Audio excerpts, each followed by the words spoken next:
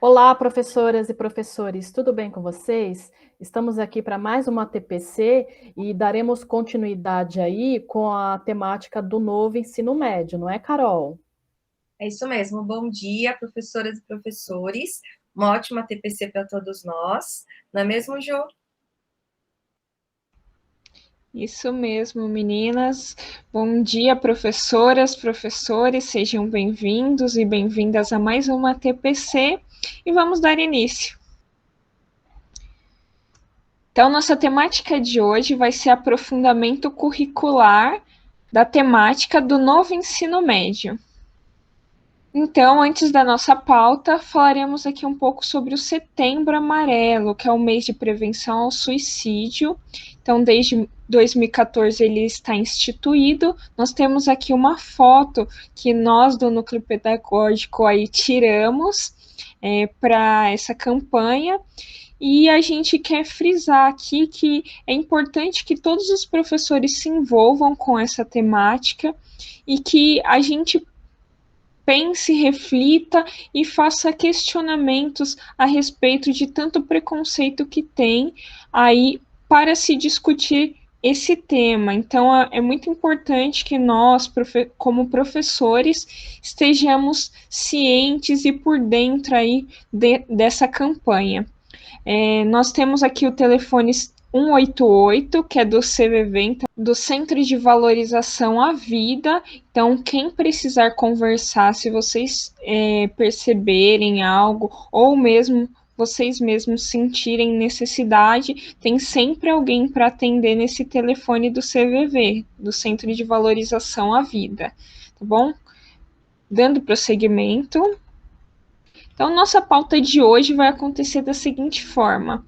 Primeiro, nós vamos falar um pouquinho sobre a devolutiva, né, da última TPC. Segundo, o que são os itinerários formativos, os aprofundamentos e as unidades curriculares. Em terceiro, nós faremos uma apresentação dos itinerários da nossa área. Falaremos um pouco sobre as matrizes curriculares. E teremos o terceiro e último capítulo de hortas urbanas, para finalizar as nossas referências. Então, para a nossa devolutiva aqui, a gente quer frisar a importância, a gente falou um pouquinho sobre os elogios, as críticas e as sugestões, mas a gente vai trazer mais detalhadamente agora o porquê a gente trouxe isso para a nossa TPC. Então, os elogios aí vão contribuir para esse desenvolvimento do nosso entusiasmo mesmo, enquanto equipe de formadoras. E aí alicerça também as nossas competências socioemocionais e a motivação, traz uma motivação para a gente continuar fazendo o trabalho. As críticas aí vão contribuir para a correção dos rumos e apontar os pontos de atenção que a gente tem que ver nas nossas ATPCs para formar cada vez melhor. E as sugestões, elas promovem essa corresponsabilidade entre vocês e nós, trazendo esse compromisso para o processo de formação continuada. Então, da nossa última TPC, nós temos aí 209 respostas no total, das quais 81 professores deram nota 10, 62 deram nota 9, 47 deram nota 8, 15 deram nota 7 e 4 deram nota 6. A gente agradece as devolutivas que a gente está tendo, a gente sempre se pauta aí no que vocês vão respondendo no formulário. Essas questões de elogio, críticas, sugestões e até escala são opcionais para vocês colocarem, mas a gente agradece porque sempre enriquece o que a gente vai fazer. Tá? Da última TPC, então, a gente falou um pouco sobre o conhecimento que vocês tinham sobre os itinerários formativos e vocês já deixaram algumas dúvidas lá que nós começaremos a sanar nesta TPC. Então, retomando aí o que são os itinerários formativos? São esse conjunto das unidades curriculares, que são conhecidas também como os Cs, que são ofertadas pelas nossas instituições de ensino aí e que vão possibilitar aos nossos estudantes esse aprofundamento dos conhecimentos, o desenvolvimento aí para o prosseguimento dos estudos, tanto no mundo do trabalho, e pensando também nas áreas específicas e sempre com esse propósito de ser de acordo com o projeto de vida dos nossos estudantes. Então, como que o novo ensino médio ajuda os nossos alunos a ingressar aí no ensino superior? Então, as universidades estaduais, a USP, a Unicamp, a Unesp, elas estão acompanhando todo esse processo da construção do nosso currículo e também estão pensando no alinhamento entre os exames de ingresso ao ensino superior e os conhecimentos que os nossos estudantes têm. Além disso, elas também têm participado como leitoras críticas dos itinerários formativos, com olhar aí pensando no acesso dos estudantes e na permanência deles no ensino superior. Um outro ponto importante é que, de acordo com a resolução CNE 3 de 2018, nós temos aí um estabelecimento entre o Enem e as vou falar de novo essa parte. Então, de acordo com a resolução CNE 3 de 2018, nós temos uma parceria de que o Enem, de acordo com a resolução CNE 3 de 2018, nós temos uma integração entre o Enem e os itinerários formativos. Então, a partir de 2023, que é quando os alunos que agora ingressaram nesse novo ensino médio começarão a fazer o Enem, esse já estará modificado de acordo com essa proposição do novo ensino médio. Os aprofundamentos curriculares, eles acontecem de 3 formas. Então, eles podem acontecer por áreas integradas ou através do ensino técnico. Então, a gente tem aí de área linguagens, matemática, ciências humanas e ciências da natureza. De áreas integradas, nós temos aí, linguagens e matemática, linguagens e ciências humanas, linguagens e ciências da natureza, matemática e ciências humanas, matemática e ciências da natureza, ciências humanas e ciências da natureza. E no técnico nós temos formação técnica e profissional, que serão ofertadas por unidades dentro da nossa diretoria também. Hoje, especificamente, nós focaremos na nossa área, então, no aprofundamento curricular por área de ciências da natureza. Dando prosseguimento aqui, vou passar a palavra para Carol. Obrigada, Ju. Então, dando continuidade, né, a essa proposta e essa orientação hoje que nós estamos fazendo sobre o novo ensino médio, é muito importante nós sabermos a diferença entre aprofundamento curricular e unidade curricular. Os itinerários formativos, eles compõem essas 1.350 horas, né, que não faz parte da formação geral básica, mas faz parte dos itinerários, assim como os componentes do Inova. E dentro dessas 1.350 horas, nós temos aí o aprofundamento curricular, que é composto por 6 unidades curriculares, que nós chamamos de UCs. Cada unidade curricular, ela tem 150 horas. E essa unidade curricular, ela vai ser composta pelos componentes curriculares, que a partir do ano que vem, para a segunda série do ensino médio, ela fará parte aí, né, do aprendizado dos alunos e vai fazer parte aí também desse segmento. E como vai funcionar? Os alunos da primeira série do ensino médio, eles não terão nenhuma unidade curricular, até porque a implementação ela está ocorrendo a partir da segunda série do ensino médio. A primeira série do ensino médio, ela tem os itinerários formativos já com os componentes do Inova. Então, a partir da segunda série, o aluno ele vai ter 2 unidades curriculares. uma em cada semestre. Então, como vocês podem ver aqui no slide, o C1 e o C2. Quando esse aluno ele for para a terceira série do ensino médio, ele vai cursar 4 unidades curriculares, a UC3, a UC4, a UC5 e a UC6. Então, o aprofundamento curricular, ele é composto pelas unidades curriculares, e as unidades curriculares, elas são compostas pelos componentes, que nós vamos ver um pouquinho mais à frente. Aqui nesse slide, nós temos um exemplo de unidade curricular. E aqui nós trouxemos, né, o itinerário de ciências da natureza, e é um exemplo, tá? Não, é um itinerário fictício. Então, vamos supor que aqui nós temos como componente curricular diferentes fontes de energia. Então, como vai funcionar? O professor, obviamente, ele não vai ser atribuído a cada semestre. Mesmo que as unidades curriculares elas sejam cursadas semestralmente, o professor vai ter a sua atribuição anual. E aí, quando chegar na finalização do primeiro semestre da UC1, ele vai, obviamente, continuar e o aluno vai ter ali a UC2, tá? E como vai funcionar? Aqui, por exemplo, nesse componente curricular, diferentes fontes de energia, nós temos aí 2 aulas semanais. O professor habilitado seria o de física para lecionar esse componente curricular e o professor de qualificação alternativa seria o de biologia.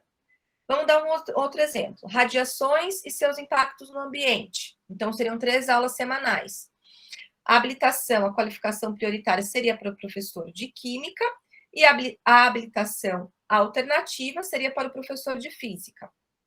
Um outro tema, microbiologia aplicada. Aqui seriam 3 aulas semanais. A habilitação prioritária seria para o professor de biologia e a habilitação alternativa para o professor de química. No caso de um outro componente curricular, eficiência energética, seriam 2 aulas semanais.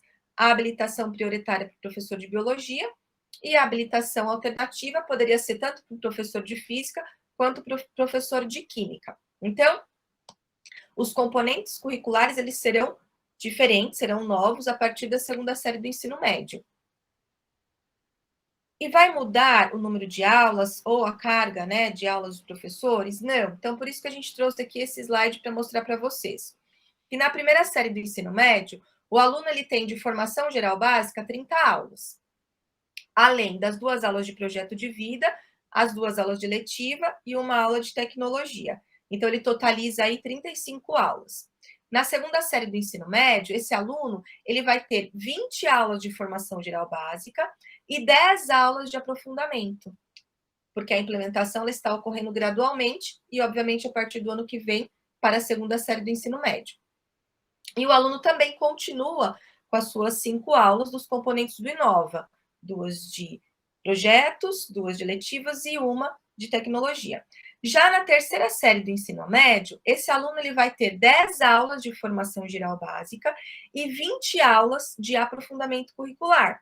Ou seja, vai ser mantido ali também as 5 aulas dos componentes do Inova, e vocês podem observar que todos têm, por fim, 35 aulas. A diferença é que a partir da segunda série, nós teremos aí o aprofundamento curricular e a diminuição da formação geral básica, porém, ela vai estar ali de forma flexível dentro dos itinerários formativos, tá bom? Agora eu passo a palavra para a Sara e ela vai falar um pouquinho mais com vocês, vai se aprofundar nas matrizes curriculares e vai falar um pouquinho sobre cada unidade curricular. Obrigada. Obrigada, Ana. Bem, vamos lá, vamos iniciar agora um breve estudo sobre o aprofundamento em ciências da natureza. Então, vamos lá. Quando os estudantes, eles escolheram o itinerário formativo, o itinerário, ele dá aquela ideia de caminho, para que caminho eu vou. A partir do momento que eu escolho o caminho para onde eu vou, nesse caminho eu vou me aprofundar. Então, se o estudante ele escolheu o itinerário de ciências da natureza, o itinerário puro, sem ser integrado, ele tem lá o aprofundamento de ciências da natureza. Qual o nome desse aprofundamento? É o Ciência em Ação. Então, primeiramente, o que eu fiz? Eu peguei a ementa de cada unidade curricular e coloquei aqui os componentes dessa unidade curricular.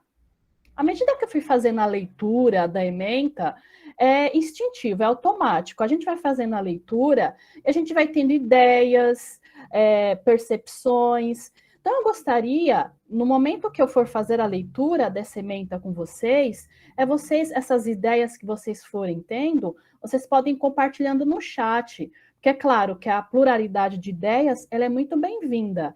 E é muito interessante fazer esse exercício de leitura, compartilhar as ideias com outras escolas e começar a exercitar isso também dentro da escola com um grupo de vocês de ciências da natureza. Então, vamos lá? Então, vamos lá. Dentro do aprofundamento Ciência em Ação, a gente tem a primeira unidade curricular, que é o projeto Casa Sustentável, que ele está inserido na segunda série, no primeiro semestre. Já pensou em planejar uma casa gastando menos ou usando materiais mais econômicos e ecológicos? Na UC1, Projeto Casa Sustentável, você poderá construir um protótipo que pode ser aplicado em uma casa, tornando-a mais sustentável. Para tanto, serão estudados temas como melhor aproveitamento de recursos naturais, reciclagem e eficiência energética. Bem, as unidades curriculares, elas trazem a ideia, elas estão amarradas e elas culminam em um produto final. Vocês vão perceber que cada unidade curricular, ela vai ter uma espécie de produto final, ou seja, o conhecimento aqui, as habilidades, elas estão amarradas. Já que o estudante fez essa escolha por esse aprofundamento, então a gente tem que ter essa articulação muito forte e pensando nos processos cognitivos mais complexos, essa unidade ela vai culminar sempre numa criação, ou seja, eu estudo, eu desenvolvo habilidades, eu adquiro mais conhecimento, então eu vou construir algo. Eu fiz aqui um resuminho, né, para ler com vocês, e antes disso eu vou ler os componentes e vou indicar que estariam habilitados a trabalhar esse componente nessa unidade curricular. Então, hábitos sustentáveis ficaria com professor de biologia ou química. Eficiência energética com professor de física ou química. Construção sustentável, professor de matemática ou física. E recursos de sustentabilidade com professor de química. É claro, no início, quando eu falei que na leitura da menta a gente tem ideias, é muito importante considerar que eu, por exemplo, sou professora de química. Você que é professor de biologia, professor de física, é claro, teremos aí ideias variadas. Então, pensando aí nesses componentes, nessa ementa que já foi lida, o que a gente pode pensar e explorar? Bem, nessa unidade curricular 1, eu penso aí num protótipo de casa sustentável. Quais os conhecimentos mobilizados para o desenvolvimento desse projeto? Hábitos sustentáveis, o primeiro componente ali, seria o fundamento dessa unidade curricular, ou seja, os conhecimentos prévios, os conhecimentos que alicerçam aí o andamento desse projeto. Para ter hábitos sustentáveis, é preciso compreender a eficiência energética nos processos naturais e produtivos. É preciso também conhecer e aplicar as propriedades dos materiais renováveis e de baixo custo. E, por fim, para construir o protótipo, é necessário calcular, compreender, analisar os impactos de uma casa sustentável. Né? É uma via aí muito interessante. Então, lembrando aí, fiquem à vontade para conversarem aí no chat e as ideias de vocês irem brotando. Agora vamos lá para a unidade curricular 2. Unidade curricular 2, projeto de vida ao extremo. O que a ementa dessa unidade ela traz? O projeto de vida ao extremo, você poderá explorar como a vida se manifesta em condições extremas, como aquelas encontradas no fundo do mar, em altitudes elevadas, na ausência de atmosfera, e em outros contextos planetários. Desse modo, terá a oportunidade de ampliar e aprofundar seus conhecimentos sobre teorias científicas relacionadas às condições físico-químicas que permitem a vida. além de modelos e teorias sobre a evolução dos elementos químicos, interação gravitacional e grandezas do universo. O que essa unidade curricular ela traz como componente? Vida nos extremos, que ficaria a cargo do professor ou professora de biologia. Rumo ao espaço, que ficaria a cargo do professor ou professora de física ou matemática. Medidas para a existência da vida, professores de matemática ou física. Do micro ao macro, professores e professoras de química. O que a gente pode explorar e aí pensar, idealizar nessa unidade curricular? Pode-se pensar em um produto final como sendo um game ou uma outra forma de narrativa, como histórias em quadrinhos. Aqui nessa unidade, ela permite o quê? A gente exercitar a imaginação criativa e ficcional também, que mobiliza e articula conhecimentos científicos. Os componentes tratam da adaptação dos seres extremos, evolução das espécies, eu posso trabalhar aí, né? Na verdade, esses seres seriam seres extremófitos, né? Exploração do espaço através da mecânica espacial e da astrofísica também. E as condições ideais e ambientais para sustentar a vida aliadas à composição química do meio. Na unidade curricular 3, Tecnologia da Inclusão, a ementa é um pouco mais sucinta. Na tecnologia da inclusão, você será convidado a buscar soluções que possibilitem a acessibilidade e a qualidade de vida para todas as pessoas por meio do conhecimento científico e tecnológico. Bem, quais são os componentes? Designer para inclusão ficaria a cargo do professor ou professora de artes. Características adquiridas e hereditárias a cargo dos professores de biologia. Biomecânica seria os professores de física ou matemática. E materiais inovadores, química ou física. O que podemos explorar nessa unidade curricular?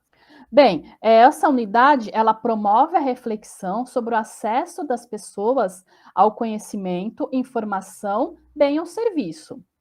No sentido mais amplo, as pessoas diversas estão representadas nos materiais escolares, livros didáticos e materiais publicitários.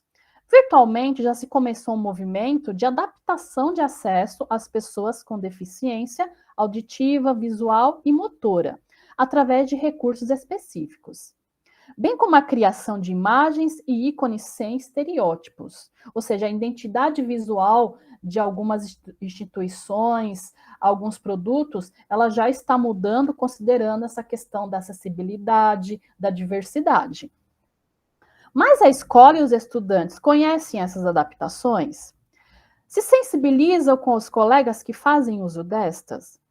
A adaptação de um copo para um estudante, uma pessoa com dificuldade motora, ou a representação da diversidade étnica em materiais criados pelos estudantes, tanto pode ser um produto final ou começo de uma mobilização para você articular esses conhecimentos e criar outras possibilidades. Aqui, quando a gente fala em tecnologia e inclusão, a gente não pode restringir somente aí a acessibilidade física, né? A gente tem que pensar em todo um contexto de inclusão, pensando aí nas diferenças das pessoas, incluí-la todas elas no ambiente escolar e na comunidade.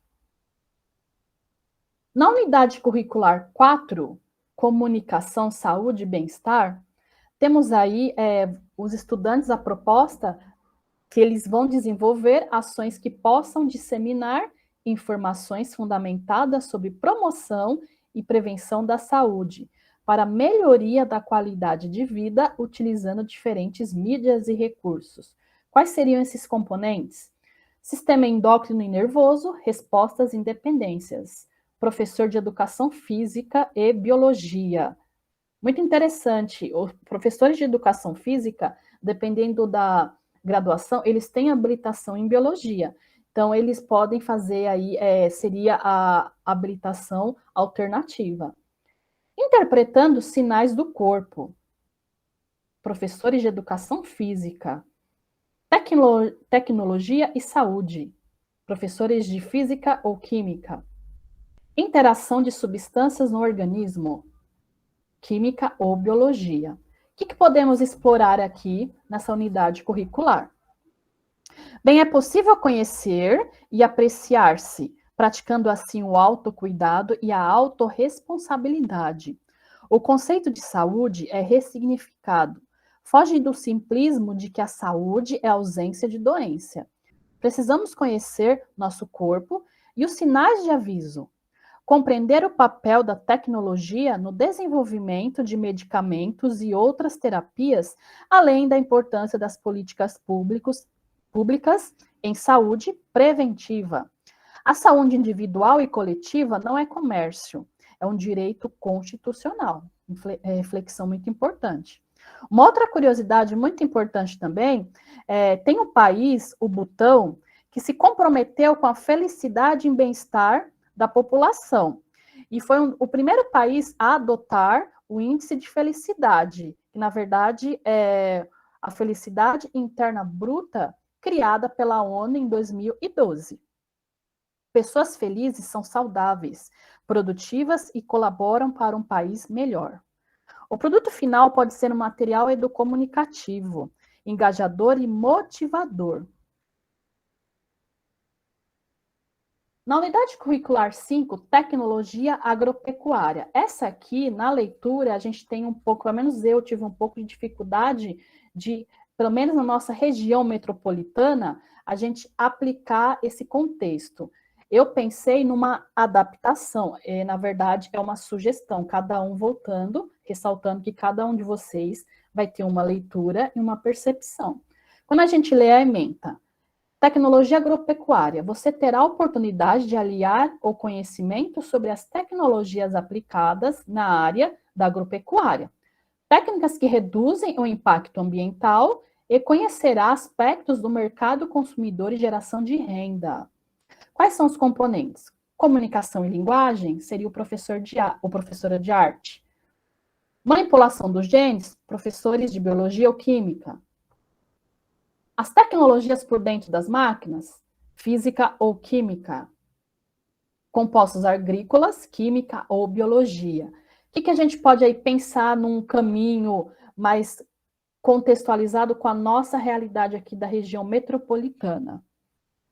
A gente pode pensar num caminho da agricultura familiar, através do estudo e criação de hortas comunitárias mantidas por pequenos agricultores que abastecem um bairro, por exemplo. Pode-se compreender e argumentar sobre a agricultura em larga escala.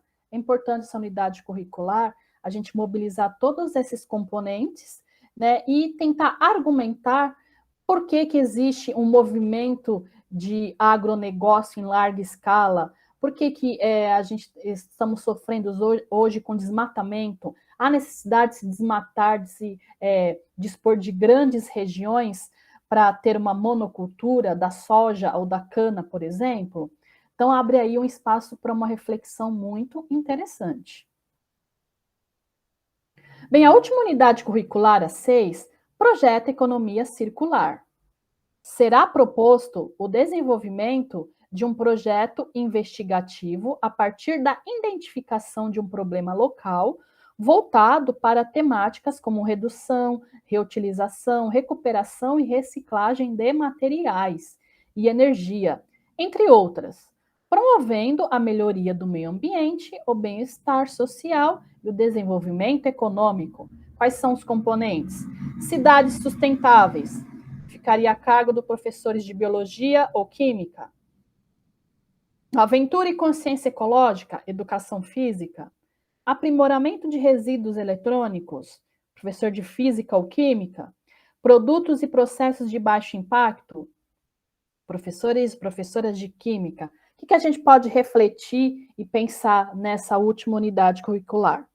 A gente pode ir para o caminho, pensar na criação de uma comunidade sustentável, em que as pessoas consumam e buscam produtos e utilizem, né, produtos e serviços entre si, ou seja, troquem, né? Sabemos que os hábitos de consumo, compras via internet ou físicas, mobilizam uma logística de alto custo energético, hídrico e emissões de dióxido de carbono. Então, a força produtiva dessas comunidades e econômica também, seria os produtores se organizarem em cooperativas, é um estilo de empreendedorismo, né? Por exemplo, comprar nas mercearias que vendem produtos a granel, com embalagens de papel. Ou, para você armazenar esses produtos a granel, você pode ter uma mercearia, uma lojinha que vende embalagem de vidro, né? Ou seja, um comércio complementa o outro. Aí você cria um ciclo de produtos e serviços e consumos, e pensando aí na sustentabilidade dessa região. São ideias que surgem a partir do estudo, né? Voltando a solicitar e convidar vocês a fazerem, começarem a fazer esse estudo e compartilhar aí as ideias de vocês. Muito obrigada, espero ter contribuído. Agora eu passo a palavra. Bom, e como a Sara, né, bem colocou e aprofundou com vocês aí cada unidade curricular dentro, né, desse aprofundamento de ciências da natureza, é importante também ressaltar que esse aprofundamento de ciência da natureza, no caso Ciência em Ação, ele foi estruturado, né, integrado com os eixos estruturantes, com as ODSs, no caso aqui, as ODSs que fazem parte, né, desse aprofundamento, é a ODS número 3, Boa Saúde e Bem-Estar, a ODS 6, Água Potável e Saneamento, a ODS 7, Energia Limpa e Acessível, a 12, Consumo e Produção Responsáveis, e a ODS número 13, Ação contra a Mudança Global do Clima. Além disso, as competências da formação geral básica das áreas de ciência da natureza e suas tecnologias também estão estruturadas, estão integradas dentro desse aprofundamento, aqui no caso, a competência 1, 2 e 3, e também as competências gerais do currículo paulista estão também integradas nesse aprofundamento Ciência e Ação, e aqui no caso são as competências de números 1, 2, 3, 4, 5, 6, 7, 8, 9 e 10. É importante nós colocarmos e compreendermos que esse aprofundamento Ciência e Ação, ele destaca o impacto da pesquisa e ele também vai aprofundar os conhecimentos dos grandes temas da área por meio do desenvolvimento de projetos, sustentabilidade ambiental, saúde e bem-estar, aplicação de tecnologias, e também demonstra a importância de se compreender as ciências da natureza e suas tecnologias como uma construção humana.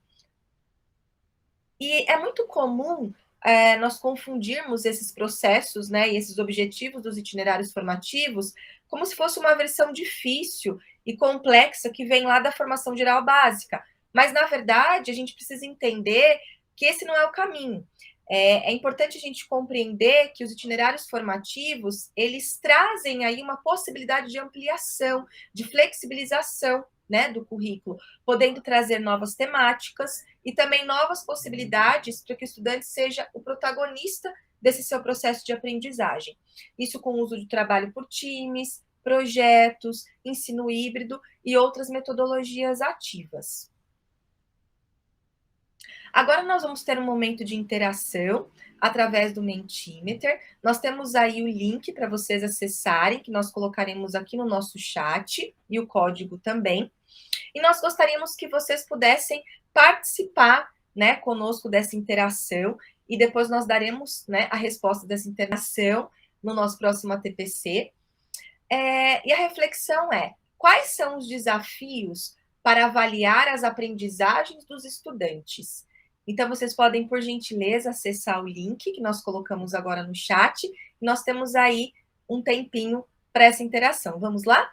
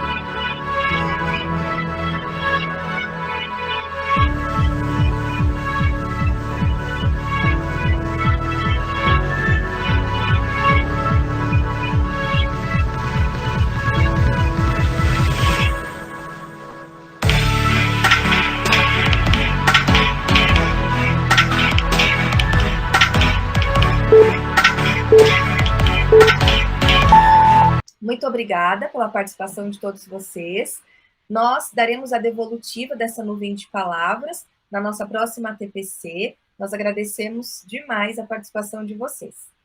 Bom, agora nós vamos para o nosso último capítulo, né, de hortas urbanas, promovendo saúde e bem-estar, com a nossa PCMP Adriana, né, do Conviva. Espero que vocês tenham assistido aos outros vídeos, tenham gostado bastante. E vamos lá, então, assistir o último capítulo. Agora, uma outra coisa que eu preciso, né, ter à disposição para a minha planta é o substrato. Então, coloquei aqui a imagem de uma terra vegetal, né, aqui de pacote, ou posso usar também a terra lá do fundo do meu jardim, vou pegar a peneira, vou peneirar, né, tirar as pedras, enfim. Tem gente que tem composteira no final da casa, nos fundos da casa, em algum lugar ali na chácara, né? E aí você precisa virar esse composto lá, porque composteira de chácara é um pouco diferente de composteira que a gente tem em casas menores, em casas de bairro, né? Então, normalmente as composteiras de chácara, o pessoal faz um buraco no chão ou cerca em volta ali, né? Coloca serragem ou palha, uma camada bem grossa, aí vem com a terra, um pouco de terra, e joga o composto, que é ali as cascas de fruta, as cascas de batata, aquelas folhas feias que você comprou lá do alface, né? Aquela que murchou da couve lá na geladeira, coloca ali, e aí vem cobrindo com terra de novo, né? E aí, no meio daquilo ali, pode colocar um pouco de calcário ali para dar uma equilibrada na acidez ali do solo. E tem que dar uma mexida. Tem que dar uma misturada ali. Aquilo ali vai esquentar, porque os fungos e as bactérias vão agir. Então, eles vão transformar o macro, as grandes moléculas, em micro, né? Essas micromoléculas é o que nós chamamos de adubo. Aí aquela terra, né, cheia de substratos ali, né, de cascas, ela vai virar uma terra preta, uma terra cheirosa, e essa é a terra que já está com os micronutrientes, né, com os nutrientes já disponíveis para você poder mexer ali na sua horta, tá? E aí, quem tem composteira em casa, normalmente são baldes ou compra pronta a composteira, que é umas caixas pretas, verdes, uns containers, né? Mas, basicamente, ela é dividida em três,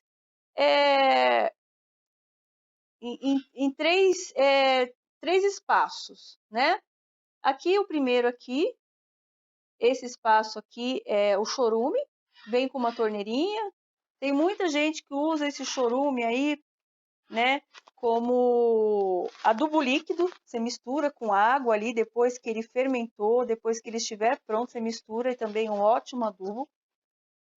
Essa caixa do meio aqui seria o composto que está decompondo. Então, ele encheu ali, né, encheu a caixa, aí ele vai fechar e vai botar a terceira, e vai começar a colocar aqui na terceira.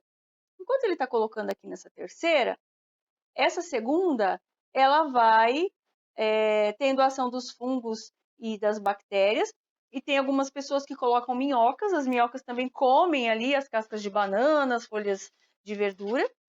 Tem que ter uma ventilaçãozinha para poder entrar oxigênio aqui. E não pode ser muito grande, porque as minhocas dão a perna. Então, precisa tomar cuidado. Normalmente, coloca um sombrite, uma redinha ali, né? Para ela poder ter algum respiro na caixa, mas elas não saírem.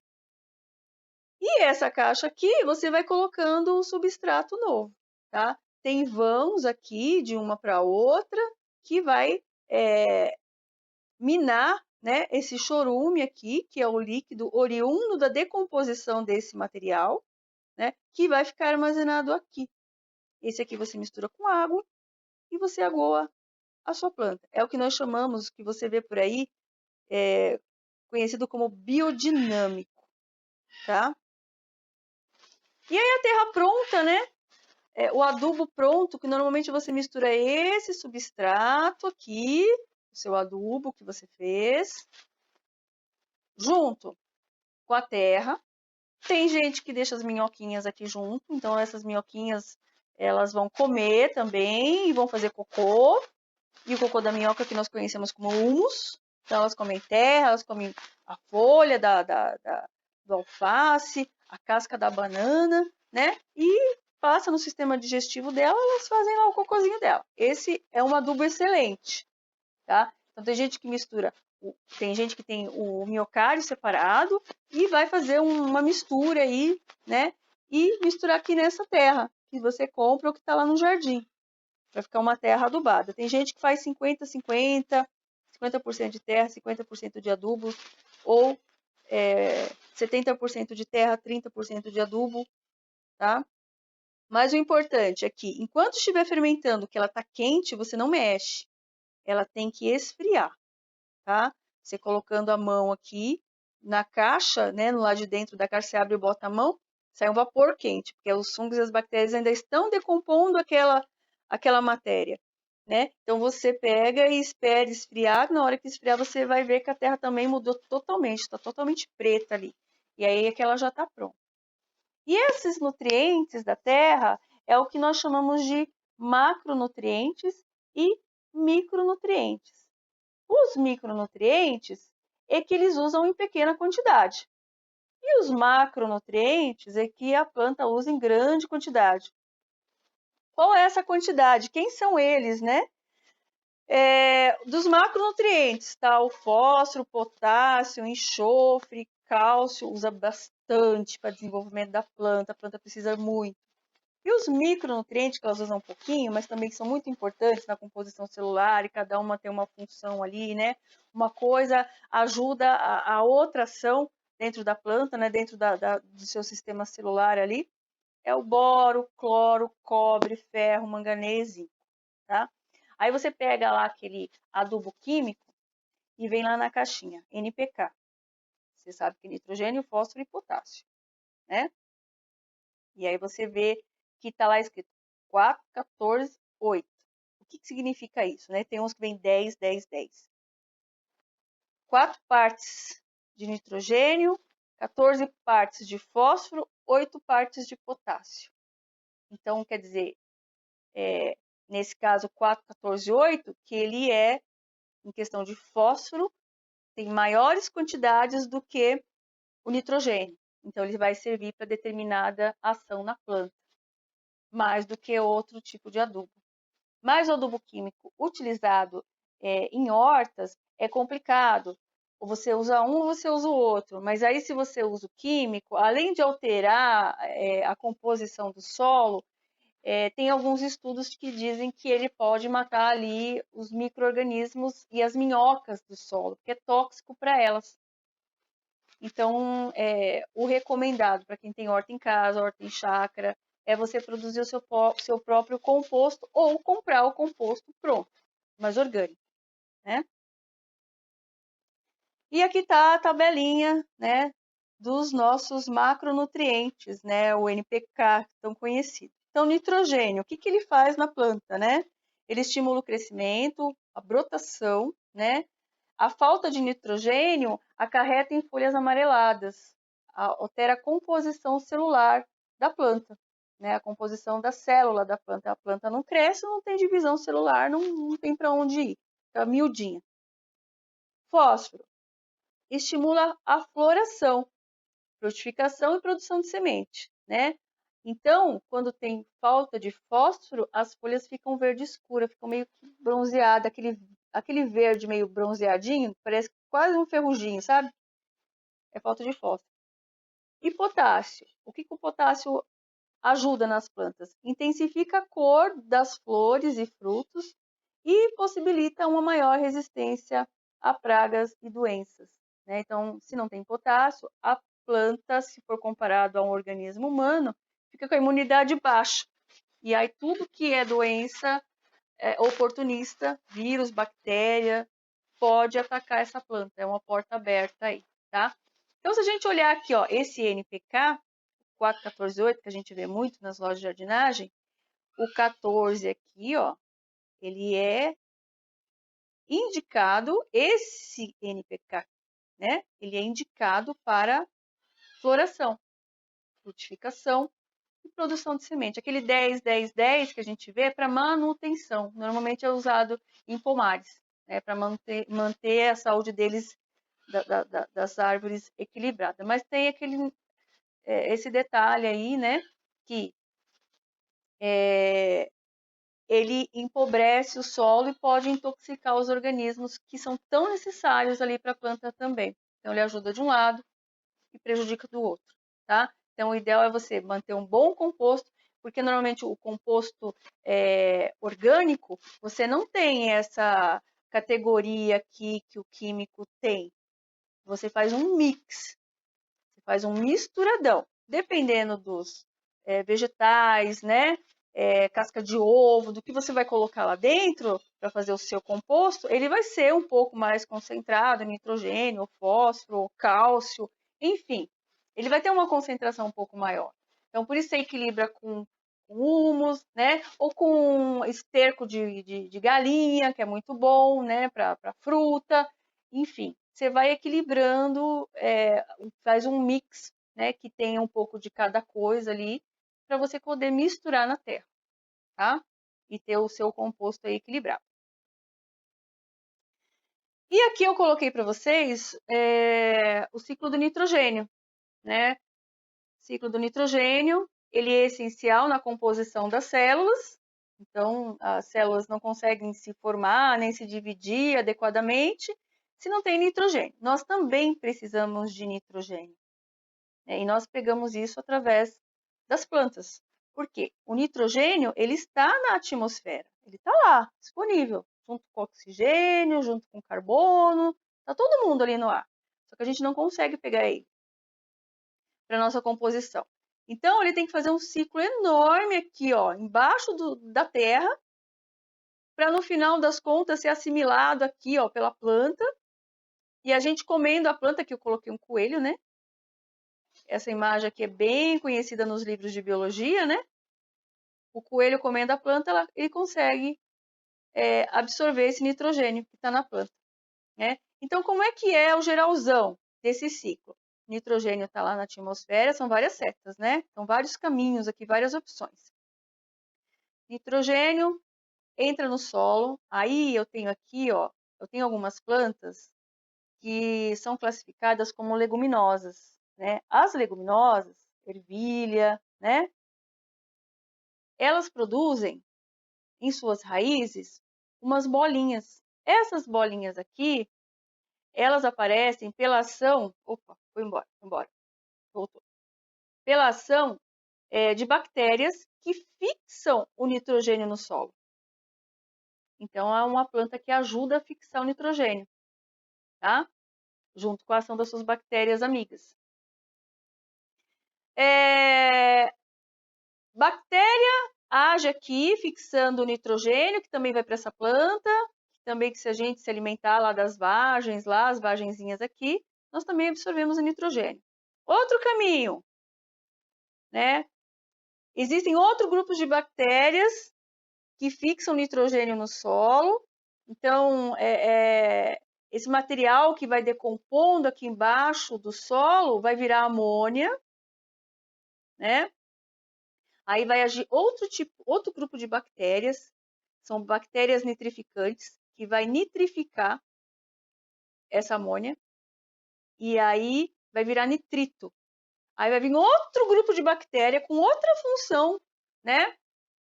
E vai agir de novo sobre esse material, sobre o nitrito, e vai virar nitrato.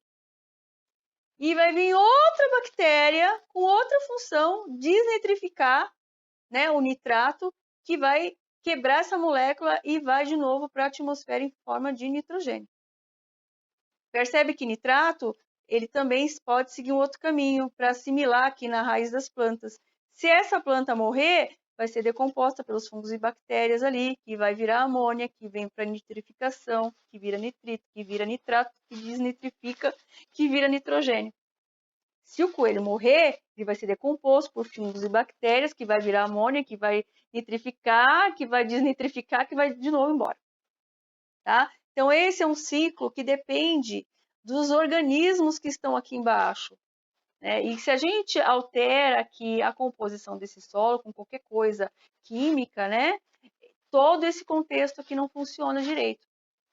E aí a terra é prejudicada e não faz a sua função direito e tudo é alterado. Você muda uma coisa, é igual o dominó, né? Aquela fileirinha de dominós que você coloca, se você derruba um, vai todo mundo junto, tá? Outra coisa que eu preciso saber, né? Calagem. O que é calagem?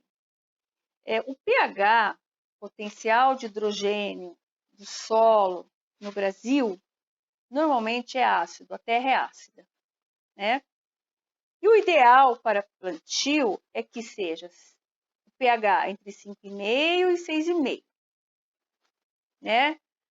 Um pouquinho mais alcalino. Então, recomenda-se, quando você for preparar o solo, você vai misturar o calcário, né? Sendo, o que é esse calcário? Ele é uma rocha moída, né? Calcário, eu até coloquei aqui, ó, derivado de uma rocha sedimentar rica em carbonato de cálcio. Quando ela é muito rica em carbonato de cálcio, ela é de uma rocha chamada aragonita ou calcita. Essas duas rochas aqui são rochas ricas em carbonato de cálcio que moídas viram calcário. Ou a dolomita, que é uma outra rocha, outro tipo de substância que é oriunda de uma rocha chamada calcário dolomítico, tá? Vai formar esse pó branco aqui. E aí você mistura. Existem duas formas de misturar. A primeira, você bota ela na planta aqui, ó. Já plantou, o cara já plantou. Aí o cara tá colocando aqui por fora. Só que você não pode colocar tão perto da raiz, tá? Tem gente que ainda cobre com terra e tem gente que só molha.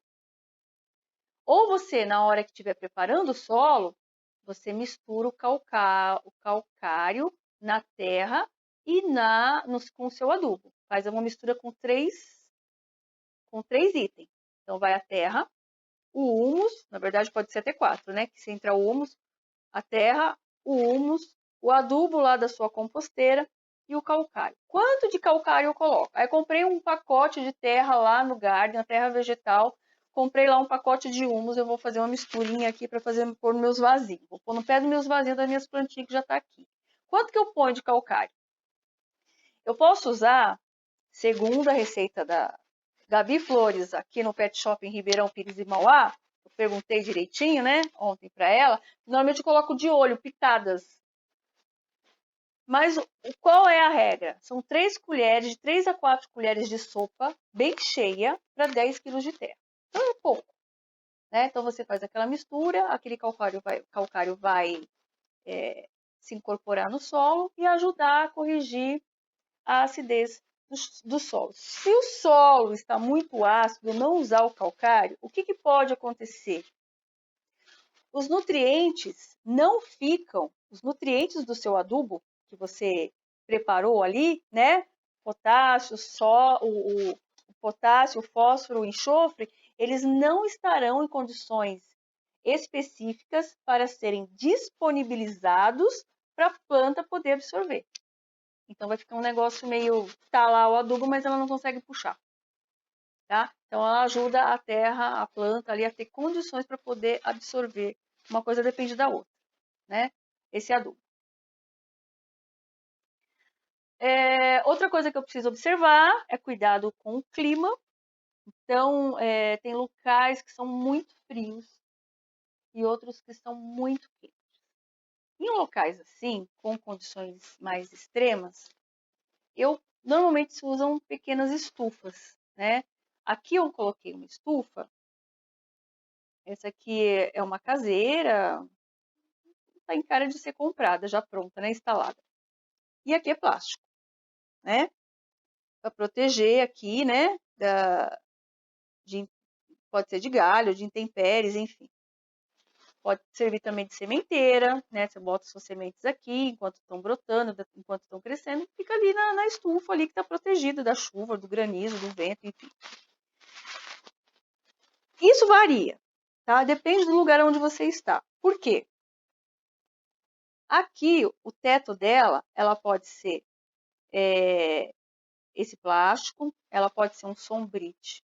O sombrite tem variação na quantidade de luminosidade que passa, então eu tenho 50%, eu tenho 30%, eu tenho 70%, depende. Então você tem que verificar como é o clima aí na sua região, para poder adquirir o sombrite adequado, para poder fazer a sua estufinha, tá?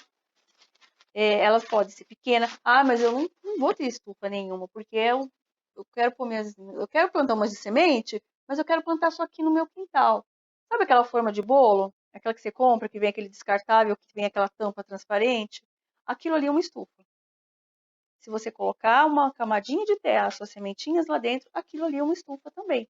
Coloca num local assim meio sombra, que bata bastante luz, e lá vai, quando você fecha ela, se aguou, fechou, como ela é fechada nas lateral, ela vai evaporar pouca água, então não precisa você aguar todo dia. Aquilo ali vai fazer o ciclo da água, ela vai suar inteira ali, vai ficar toda úmida dentro, né? Se tiver muito úmida, abre um pouquinho para dar uma evaporada, fecha de novo.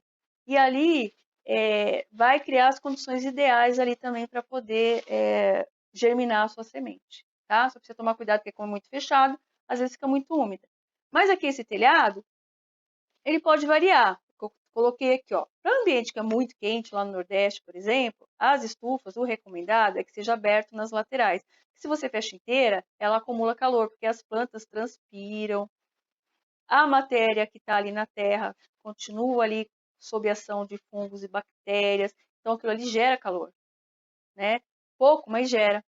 E num ambiente fechado, aquilo ali vai se acumulando, né? E aí fica muito quente. Aí você imagina uma estufa super quente, num ambiente muito quente, mata a planta. Então precisa ser aberto nas laterais para sair, né? Ter uma corrente de ar. Se for um lugar muito frio, no sul do Brasil no inverno, por exemplo, você já tem estufas fechadas nas laterais. Por quê?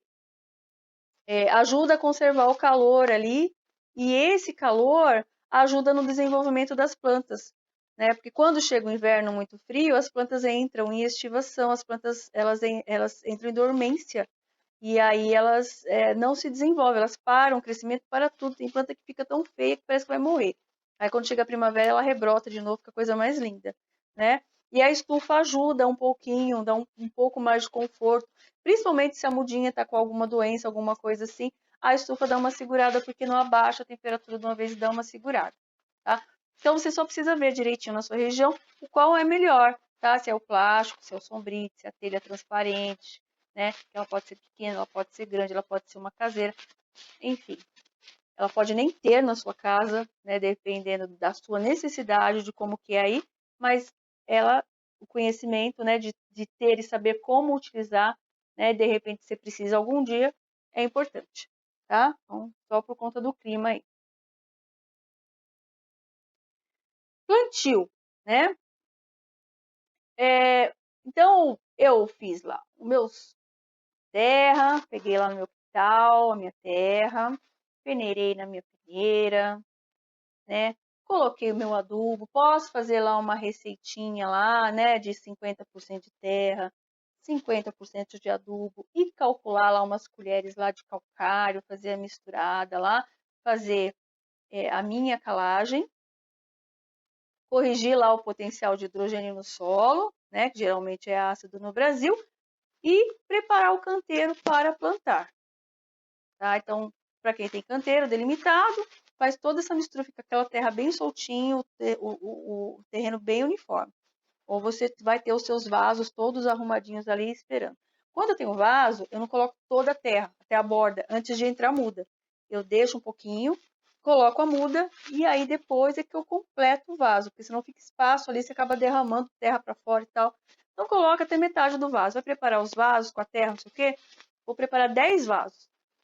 Você vai preparar, mas de terra até a metade, no caso de vaso, tá? Porque vai entrar a muda, aí que você vai completar. No caso do canteiro, o pessoal já monta ele inteiro, tá? Porque aí tem espaço para ele poder revolver a terra com a pazinha e tal, para poder entrar e não vai cair nada para fora.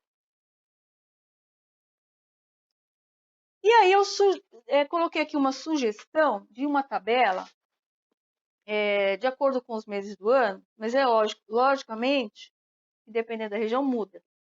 Essa tabela eu peguei na internet, lá no Pinterest. Coloquei até a fonte aqui. É uma sugestão, porque você vai ter que testar na sua casa para ver o que vai dar certo. Mas, no geral, no Brasil, clima de tropical a subtropical, né, aqui no sul, árido, no Nordeste, é mais ou menos assim, tá?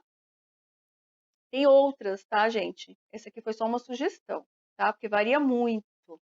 Março é a época de plantar berinjela, cenoura, aipo. São grupos isso aqui, tá? De plantas que precisam das mesmas necessidades naquele ano, durante esse mês. Então, essas plantas são divididas por grupos. Então, esse aqui é o grupo da berinjela e da beterraba e da cenoura. São plantas que estruturalmente precisam das mesmas condições. E assim acontece aqui, ó, nos outros meses do ano. Tá? Então, você tem gente que vê as fases da lua, né? Lua minguante e tal. Cada pessoa tem um jeito. Tá errado da lua? Não, né? Você tem que testar para ver se dá certo, né? Porque tem todo o conhecimento indígena por trás quando a gente fala em observar as estações do ano, as fases da lua, que para os índios deram muito certo. Né? Então, acho que todo o conhecimento que vem a agregar, principalmente no que se trata de agricultura orgânica, ele é bem-vindo, né? Estou passando aqui o conhecimento geral do que é químico, do que é orgânico, de como é que dá para fazer um geral para vocês optarem, mas quando a gente obedece os ciclos da natureza, né, observa o que está acontecendo nas estações do ano, a abundância de alimento que a gente consegue é maior, tá? E aí fica aqui uma tabela sugestiva, e aí vocês podem também, né, ver outras tabelas, ou se de repente tem uma tabela própria, tem gente que monta a sua própria tabela. Compartilhar depois, né, comigo, por favor, né? Também adoro que quando vejo as coisas, o pessoal, fiz tal jeito, deu certo. Para mim é super importante para minha formação também. Coloquei aqui o plantio, eu tenho que obedecer. Se eu for plantar, tirei lá da sementeira, minha alfacezinha, que ela tá lá com 10, 12 centímetros. Já tá com as raízes bonitinha. Vou passar ela pro canteiro. Quanto eu tenho que deixar de espaço? Quanto meu canteiro tem que ter de profundidade, né? Então, quando eu penso numa planta que tem a raizinha frágil, pequena, eu posso ter um espaço menor. Quando eu penso numa planta que tem uma raizona grande, ela precisa de mais espaço, é um espaço maior, tá? Então, aqui eu coloquei um exemplo, o espaçamento entre uma planta e outra. Então, vou plantar o pé de alface. Quanto dou de espaço para plantar o próximo? De 20 a uns 30 centímetros, às vezes um pouco mais, dependendo do vegetal. Plantei uma abóbora, plantei nada. Caiu a semente no chão aqui perto do meu pé de acerola e ela nasceu. Né? E ela já ocupou os 4 metros do quintal. E tá com as abóboras e parece que a abóbora é grande. Então, essa é uma planta que eu preciso de grande espaço para ela. Mas eu vou plantar o pé de alface. Vou plantar uma couve, quanto eu preciso? Que aí eu sei mais ou menos o tamanho, né? Quanto nas folhas, na hora que cresce, né? Eu vou precisar do quê? De uns 40 centímetros? Então, aqui é uma sugestão. Pode variar de 20, 30, 40, mas depende do que eu vou plantar. Sendo que profundidade aqui, ó, tá? Se for uma verdura tipo um alface, que tem uma raiz pequenininha, 20 centímetros aqui dá para eu plantar o pé de alface. Então, uma latinha dá, tá? Uma latinha dessas maiorzinhas já dá. E tem gente que consegue plantar na menorzinha, naquela de 15, porque isso aqui é uma média. Tá? Se eu tenho já uma latinha que vai ficar pendurada num lugar meia sombra, que eu já sei qual alface não vai ficar aquele mega alface, mas vai ter uma alface, eu posso plantar num recipiente menor. Ou se eu vou ter o cuidado lá de adubar, toda semana eu vou lá com uma colherzinha lá do adubo lá que eu peguei da composteira, eu vou colocar lá para dar bastante alimento para minha planta, não vai faltar nada para ela. Eu posso plantar num lugarzinho menor, tá? E outra coisa, adubo orgânico tem que colocar com maior periodicidade do que o químico. Então você coloca lá a cada 2 semanas um pouquinho de adubo, né, daquela terra misturadinha ali com um pouco de adubo ali no pezinho do vaso e rega. tá? Porque ela consome bastante, porque aquilo dali vai que ela adora, tá? Agora, se for uma planta maior, tipo um pé de batata, uma cenoura. Batata eu colocaria até num balde. Uma cenoura. A cenoura, né, você tem que imaginar que pelo menos ele tem que ter uns 40 centímetros de profundidade para ela poder se desenvolver aqui, aquele cenourão, tá? Isso eu tô falando aqui no canteiro. Aqui, você tem que imaginar que tem essas bolinhas aqui. Isso aqui é o dreno. Para que serve o dreno? Quando eu coloco água, se eu colocar um pouco a mais, se eu exagerar na mão, a água vai ficar empoçada, uma parte aqui embaixo. E as raízes da planta que vão estar aqui na terra, ela vai absorver essa água conforme ela vai precisando. A raiz não está encostada aqui na água e não vai apodrecer. Se eu não tiver isso aqui, corre o risco da raiz apodrecer.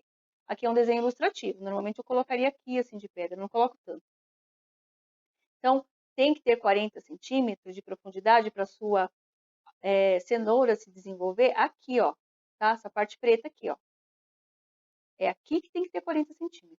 Então, é fora o dreno, tá? Então, pode catar o balde furado ali, aquele que o cachorro pegou, que você caiu por cima, chutou, quebrou. É aquele lá, tá? Então, pode colocar aqui, que ele vai muito bem aqui num balde velho, tá? Aqui eu coloquei uma tabela, também uma sugestão, tá? E até na própria tabela lá, que eu peguei aqui nesse site, comofazerhorta.com.br, são várias opções de tabela. Essa aqui eu achei bem legal, porque ela é bem didática. As outras é muito escrito assim, pequenininho, não tem cor diferenciando, não achei nenhuma bacana assim. Achei legal. E até tem aqui, ó, né, também o que eu já falei, mas o cara ainda colocou em vermelho aqui, né, a pessoa que fez.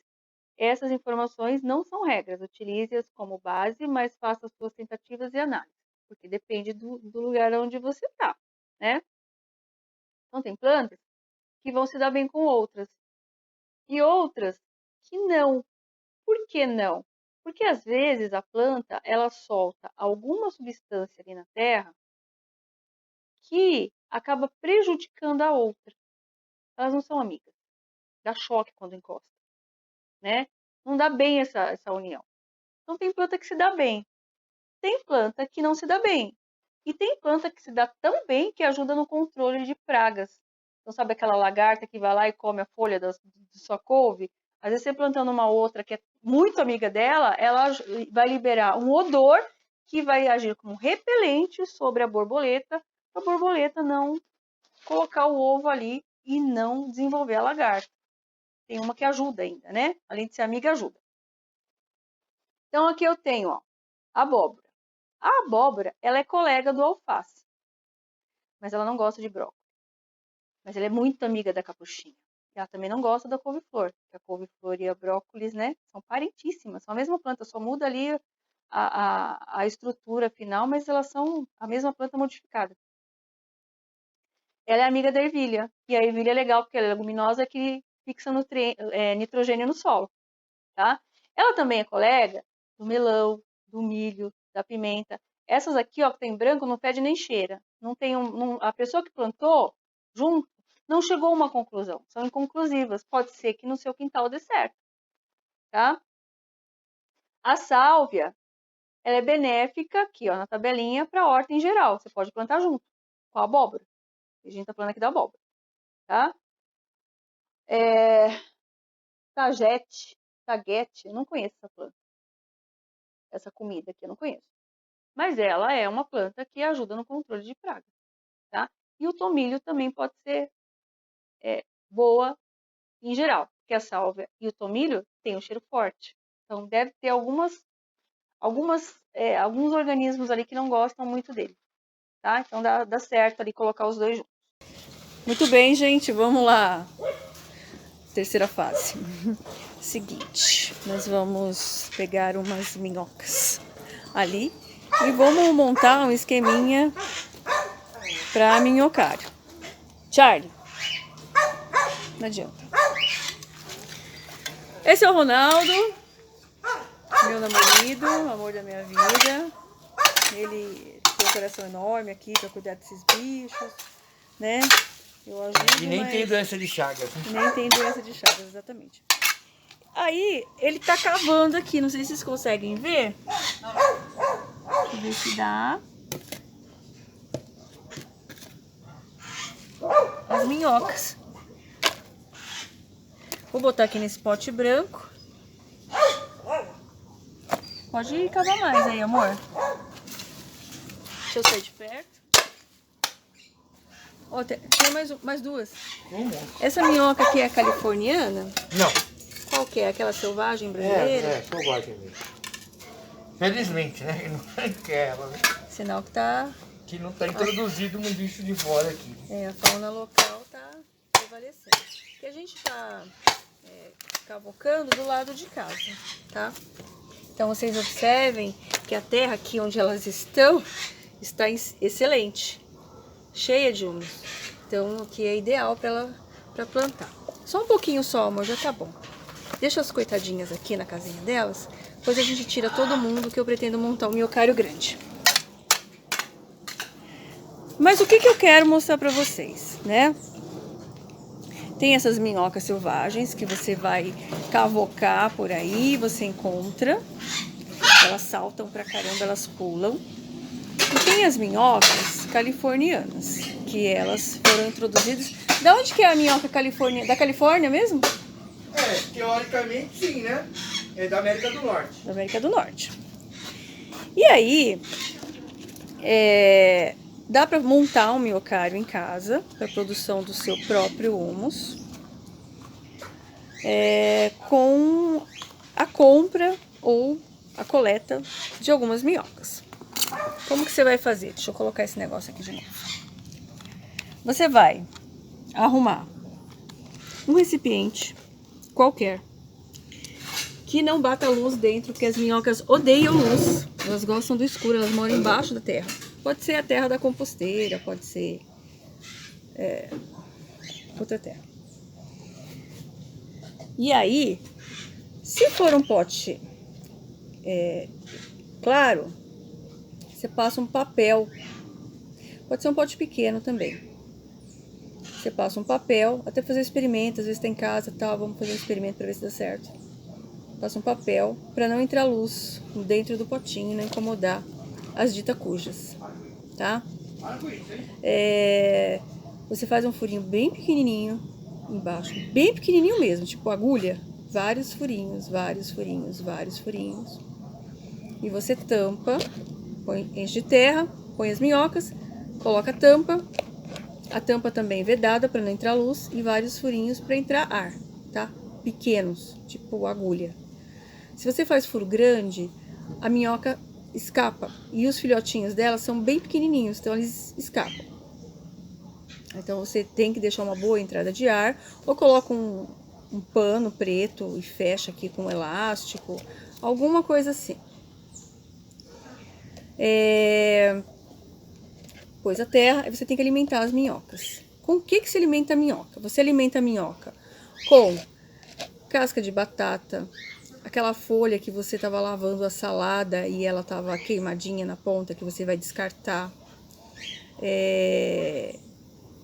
Restinho de fruta, sabe que você vai bater a goiaba, sai aquela, você corta aquela pontinha da onde sai a haste que gruda na árvore, aquela partezinha preta ali do engate do fruto, que era a flor antigamente. Não pode pôr comida com tempero, não pode pôr papel, né? Pode forrar ali com uma graminha, aquela resto de poda de grama, né? Umas folhinhas, dá comida ali para as minhocas. E fecha, não precisa dar todo dia, tá? Você abre lá de vez em quando, vê como é que tá. Se tiver faltando aquele material que você colocou ali, pouca coisa, já tiver desaparecido, pode pôr um pouquinho mais. Se não, fecha de novo e deixa lá, tá? Não pode aguar as minhocas, que elas morrem afogadas, tá? Tem que ser uma terra úmida, a umidade natural ali, mas não é a úmida molhada.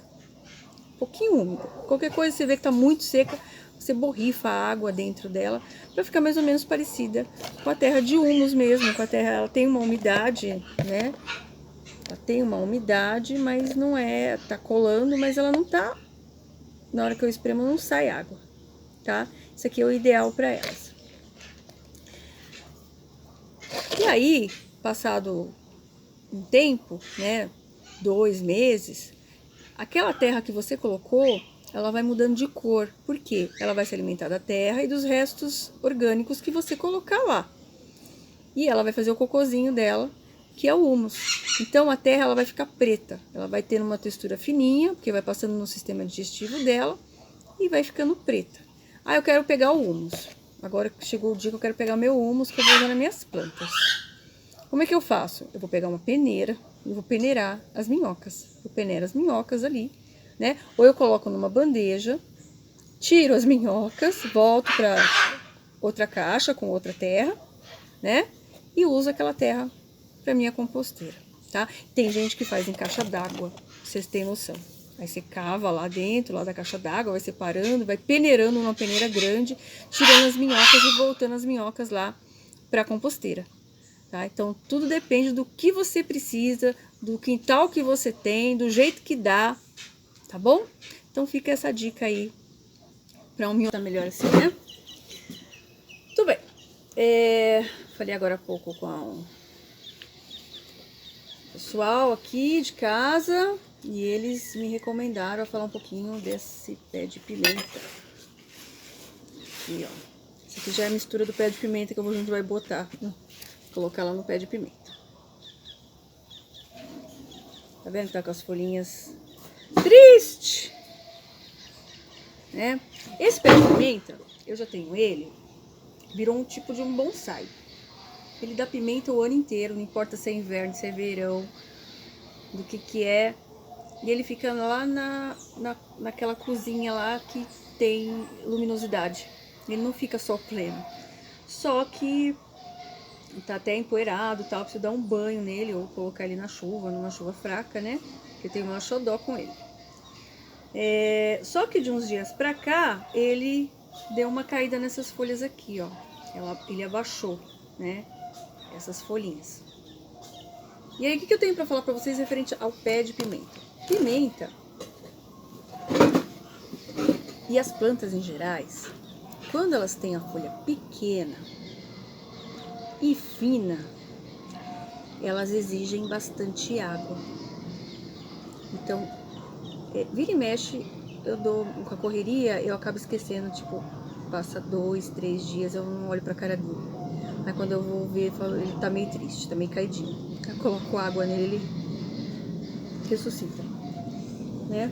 Volta. E nunca deixou de produzir flores, frutos, né?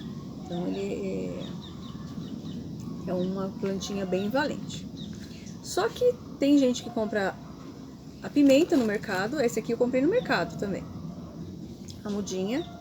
E aí cai os frutinhos e aí já vai caindo tudo, já desanda tudo e a plantinha morre. E aí fala que tem gente que acredita que é inveja, né? Que passou uma pessoa na casa diferente, tinha um olho gordo e a pimenta acabou morrendo. Na verdade, a pimenta ela é meio chata. É uma plantinha, se ela não tá num canteiro, se ela tá num vaso, ela é mais exigente do que as outras, tá? Então ela tem que pôr água e ela tem que ter bastante luz. E aí, conforme vai passando os dias, o tempo aqui, tem uns 6 meses que eu mexi nela, tem bastante tempo. Mas eu sempre tô colocando o ovo que eu cozinho, eu amasso. Aqui eu amassei de qualquer jeito, né? Faz poucos dias que eu coloquei. Coloco aqui, venho com uma colher lá da terra da composteira, coloco aqui. Vou colocando umas coisinhas aqui. Só que eu acho que chegou o momento que eu preciso trocar um pouco dessa terra, porque na hora que eu coloco água, a água já está começando a ter dificuldade para descer, para drenar. E aí eu tenho as folhinhas aqui que já não estão mais cumprindo a sua função, só de você encostar nela elas já caem. Tem outras nascendo. Tenho aqui as invasoras, podem ser sementes de outras coisas que vem na composteira. Eu vou tirar. Aí nesse caso aqui, como é que eu faço para trocar a terra? Assim eu troco parcialmente, eu não troco tudo, porque ela é tão delicadinha.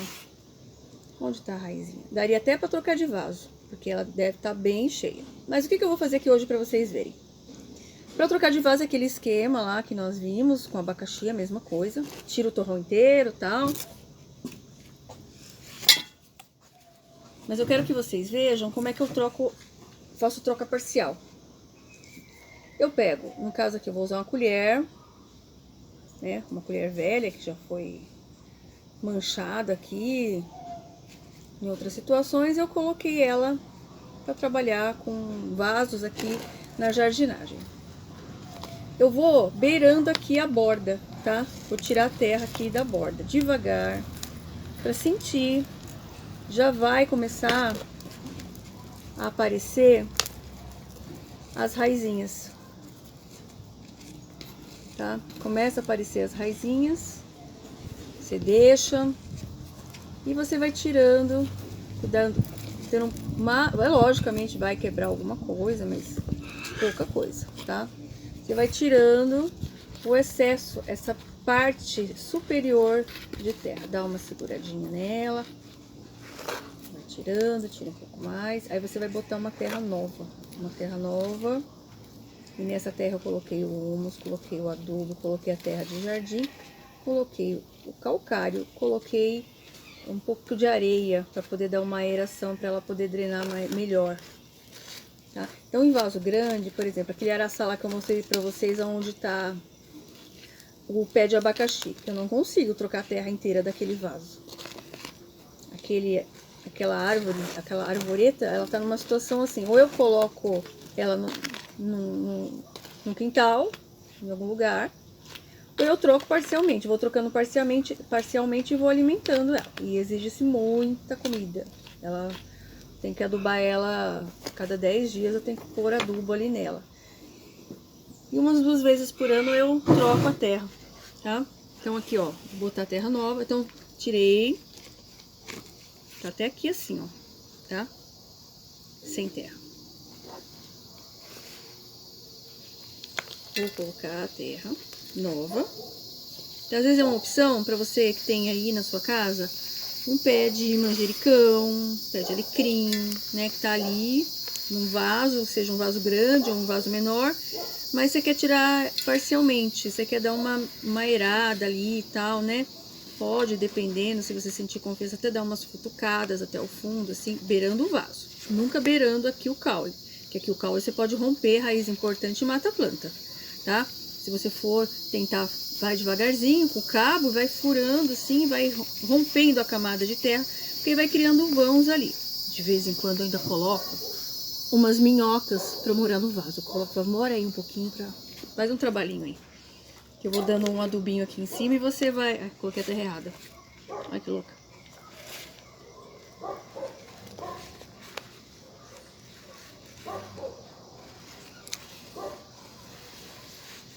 Prontinho. Vamos agora tirar essa bandeja aqui. Olha só, a arte. Vou tirar isso aqui, tudo para poder dar no tamanho que eu quero aqui. Daqui a pouco eu volto com esse. E aí eu vou dar um banho nela. Como é uma planta mais delicadinha, eu vou usar esse aspersor aqui. Tá? E aí você pode molhar, vai cair o que tá velho, o que tá novo dá espaço. E aí você dando esse banho, também libera as células de respiração, de transpiração da planta. Tá? E aí ela consegue realizar o processo de fotossíntese melhor. Thor, para com isso, Thor, que eu tô gravando. Para com isso. Lá vai ele. Ele tem que proteger a todos nós aqui. Todo mundo nessa hora resolveu latir agora. Liga não, viu, gente? Faz parte de quem mora em chácara. Eu vou tirar essa folhinha também. Essa tá firme. Eu tô tirando as que eu encosto e caem sozinha. Essa aqui, ó, ela tá firme, tá? Então eu não vou tirar porque eu abro ferida na planta. O que está caindo sozinha, ela já rompeu ali as ligações de xilema, floema da seiva da planta, já está selada, tá? Então eu não mexo, tá? Aqui pode ser que volte, então eu deixo, tá? Ó, só de mexer um pouquinho, ó como ela já melhorou a carinha dela. Tá? E aí, essa pimenta aqui, você pode fazer ela curtida com vinagre e sal. Eles correram e foram todos, sei lá pra onde, no meio do mato. Eles não podem ver nada. Esse horário, vizinho chegando, tem um pessoal chegando do serviço, eles vão tudo recepcionar os vizinhos. E aí você consegue dar uma melhor condição. O Ronaldo foi lá pra me salvar dos cachorros que não param de fazer barulho. Igual eu faço com ele nos vídeos, porque acontece a mesma coisa. Tá bom? Espero que vocês tenham gostado. Nós estamos, então, finalizando a nossa TPC. Nós agradecemos a participação e a atenção de todos vocês. Nós queremos destacar aqui nas nossas referências, né, esses links que foram os materiais que nós apresentamos, utilizamos aí para vocês. O primeiro, nós trouxemos aí o e-book do estudante. Nesse link vocês podem ter acesso, né, para estudo, para consulta. O segundo link, nós trouxemos todos os aprofundamentos curriculares, né, tanto das áreas integradas como da área de ciência da natureza. E, por fim, o link das matrizes curriculares, tanto das áreas integradas como da área de ciência da natureza, que é um assunto que nós vamos tratar na nossa próxima TPC, para que vocês já possam ir se apropriando, consultando, isso é muito importante. E fica também, como a Ju bem falou, sobre o Setembro Amarelo, nós desejamos muita compaixão, empatia e respeito ao próximo. Muito obrigada e até a próxima TPC.